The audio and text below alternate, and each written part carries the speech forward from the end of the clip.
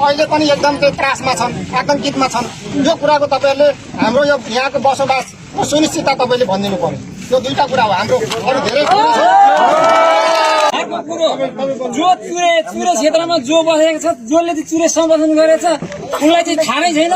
तर यहाँ बसेर चाहिँ जसले चुरे सम्बोधन गरेछ ऊ चाहिँ चुरे संरक्षण के अभियन्ता भनेर चाहिँ उहाँहरूले यो मुद्दा कसरी चलायो यो पनि स्पष्ट हुनुपर्छ कि एक दुई वर्ष पछि चरीचरण बन्द गर्यौं। हामीले कति गाउँसँग बाजियौं, झगडा गर्यौं।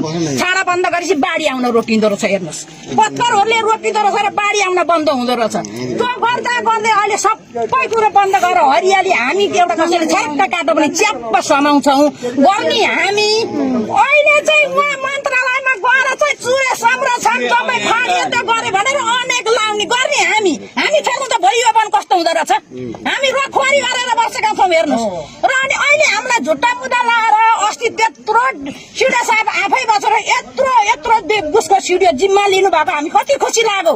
हामी अबेसजी बसोबासोका गरेका मान्छेलाई व्यवस्थित बनाउनु हुन्छ अरे, नागरिकता दिनुहुन्छ अरे, माथि निर्णय भयो भनेपछि लाग्यो खुसी भयौँ हामी। तर अस्ति यत्रो सानो कुरोमा ठुलो झिल्को बन्नु सिडिओ साहबले सबै सहमति गर्नुभएपछि खुसी भयौँ।